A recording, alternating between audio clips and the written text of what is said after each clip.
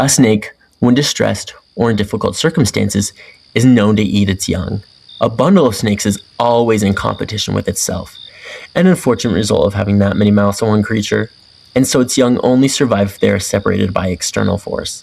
A bundle of snakes cannot be trusted, but an individual snake? Well, those can. A certain mother remembers bitterly the look in a guardsman's eyes when she begged for help finding her child. The look was one of panic, stress, and with a flick of her tongue, the mother was able to taste the distrust. The guardsman, who was really little more than a boy, blathered on about responsibility and not being allowed to leave his post. And inside the mother, something snapped. A garter snake doesn't really have teeth. It mostly gums, except for a few needle-like fangs in the back, which help with swallowing.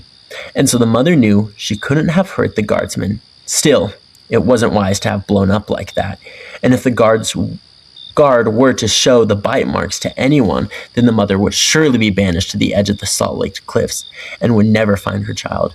The mother decided it was best to leave the post, lay low for a while, and come back to resume the search at a later date. It wasn't hard to get from Post 1 to Turmoil Town, and from there, she just had to get past the wall, and then she'd be safe in the comfort of the lily fields. The wall has few entrances and exits, and so the final stretch of this trek required her to slip through Post 2 unnoticed.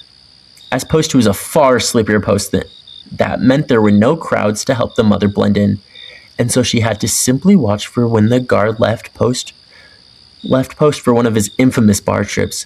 She lay low in the underbrush and watched as the white guardsman dithered about, attempting to look busy. His pant legs had 5 black rings around them, marking him as a white guard 5 stripe, meaning he was second in charge at this post, and just one step away from becoming a red guard. The mother knew little about guardsmen or their ranks, but it was common enough knowledge that most guardsmen were pushovers until they hit green rank. Reputation alone stated that White Guardsman 650 was a special pushover. Soon, the guardsman went stumbling away, deeper into the walls. As the mother hoped to pass him going the opposite way, she lay in wait until he was perfectly mid-stride so that she might slither under his legs. But her timing was off, and instead felt her middle get crushed under the weight of his thick boots. The soles were caked with fur, an offal demonstrating their frequent use. The pain was deafening, and the mother couldn't help but let out a distressed hiss. But somehow, the guardsman didn't notice. He didn't seem to notice anything at all. He simply continued his walk to the bar. Despite the pain, the mother was able to squirm her way to the gate, and to her utter dismay, found it locked. Of course it was locked. The scumbag locked it during his bar trips because if anyone came in or out unnoticed during his shifts, then he was certain to lose his job. And so the gate leading out to the lily fields was locked, and there was nothing the mother could do about it. An ordinary garter snake could easily slip through the cracks, but as part of the smarter species, the mother had no chance. The pain made her dizzy, and seeing no recourse, she lay down in the dirt and prepared to slip away into unconsciousness. She didn't know how long she'd been on the brink of blacking out when suddenly heard something approaching. With great effort, she raised her head, just to see that it was a dog. One so white and hairy that its head looked more like a mop, so that you couldn't even see its eyes. She felt its jaw around her middle, and felt certain that she would die. It would kill her here, splay her insides across the gate, and she'd never see her child again. Much to her surprise, its grip was fairly light, and instead of killing her here, it raised its head and began to drag her away. Certainly it's taking me back to its lair to kill me there, the mother thought. But she was too tired and hurt to resist.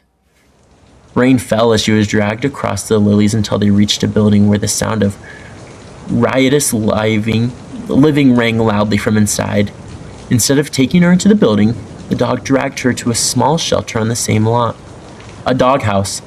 The dog set the mother down gently inside, and she braced herself, ready to finally meet her end. But instead there was nothing. She waited for minutes until she finally opened her eyes and saw the dog pacing outside in the rain. While she lay warm in the shelter, despite her concerns, the mother fell asleep. When morning came, she found that her middle, where she had been stomped, didn't hurt nearly as bad as it had the night before. She slithered out the doghouse and found the dog fast asleep, its white fur stained brown by the mud. Not wanting to wake it, she gave the dog a soft, snaky kiss on its forehead, which of course was nothing more than a flick of the tongue, and then slithered off to once again try to make her way past the wall.